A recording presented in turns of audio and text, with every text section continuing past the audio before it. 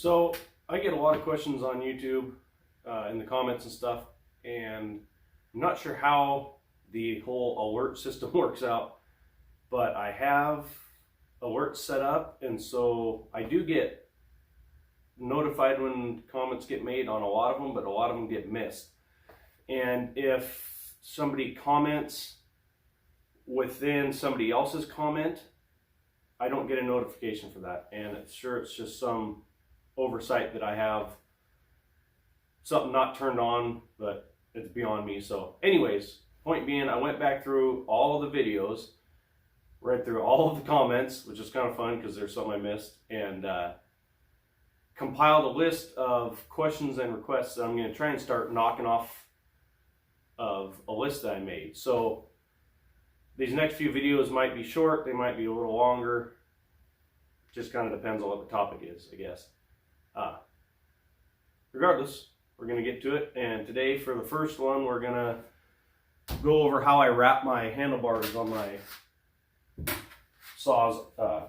Where I'm at, it's constantly raining here, and all the trees that we deal with for the most part have a ton of moss or like fungus and stuff, kind of wet environment, wet growth on them, so it's real slimy and gross. So I wrap my handlebars for a little bit extra grip, and it's not for everybody, but I'll show you how I do it in case you're interested yourself. So I've always kind of put some sort of something underneath to add a little texture to it, I guess, or I don't know what you want to call it exactly, but whether it was a shoelace, a leather shoelace, or you know, the roll of tape rolled into a spiral and put around there, or I had all kinds of different stuff I've used over the years, but what I found I like the best is just paracord. And I used to wrap them like this, but recently, or a while back anyways, I was talking with somebody who makes bows, and they do the same thing with paracord, but he said he takes the innards out, and the inner strands out, and it lays a lot flatter. So I started doing that, and I like it a lot better. This one never, you know, I never got any hot spots or anything, or weird pinch points with it that thick. But this, to me, feels like it works just as well, and it's just not as intrusive. So I started taking it out, and it lays a lot flatter underneath the athletic tape. But anyways, I just thought I'd show you that. So we'll get you set up, and I'll show you how I wrap them. Alright, so you just get yourself a length of paracord that you want. Grab the inner strands, pull them out. Sometimes it's easier said than done. This is an old piece. When it's brand new, it comes right out, no issues. Give it a pull. Kind of almost milk it down all those inside strands come out, and you can use these for, I save them a lot of times, and I'll use them for whipping on the end of my larger ropes, keep the ends from fraying and stuff. Anyways, what you're left with there is that casing that lays real flat. I mean, this is pretty straightforward and really doesn't even need a video, but people ask, so here I am showing, I guess. So I just get myself a small piece like that. Start it down around whatever end you want. It doesn't matter what way you go. Start my one piece of tape, and we'll come back later and tape over this, but this will hold this in place for now.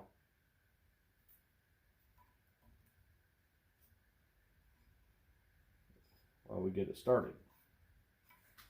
And then you can choose the rate at which you want to wrap it. You could do a whole bunch really close together.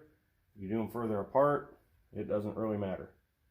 Whatever your personal preference is. I tend to leave them a little further apart because I'm looking more for, when I'm holding it like this, I want something to kind of catch on the inside of my finger a little bit when I'm holding it so my hand doesn't slip up. So I tend to leave it just a little touch further apart like that, but you can go as tight as you want. Like I said, wrap it down and around. That's it. There's nothing fancy, but I find in our wet environment it really helps, especially when your hands get covered in, you know, mud and stuff on a daily basis. It's probably not too bad when the weather's decent, but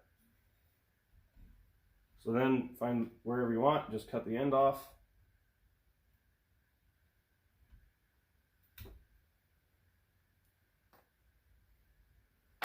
Grab you another piece of tape. Ouch. Don't hit your head on the light. So, like I said, nothing too crazy or fancy, but you get the idea. I don't have the exact brand.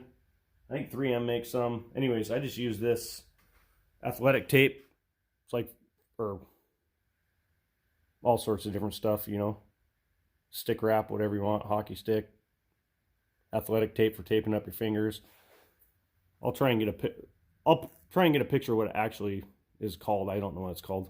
I would just call it athletic tape. Anyways, it's kind of textured. It's like cloth. So I just take that and I usually start low down on the metal and I just wrap it. Like I said, this doesn't really need a video, I guess. It's self-explanatory, but people ask me all the time, what is it? How do you do it? Why do you do it? So that's why I do it. Where we're at, it is wet and snotty more times than not. And this plastic factory gets wet. And anyways, this is what I do. You either like it or you don't. Doesn't matter.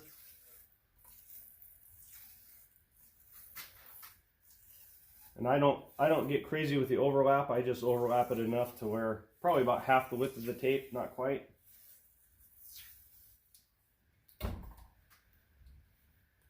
And there we go. And that's all she wrote. But when you're done with it, gives you a nice texture. The tape itself, this one, like I said, it's been in use for a long time. It looks slick, but it's not. It almost gets tacky with pitch and different stuff and all the extra stuff. And some of the glue in the tape maybe comes out a little.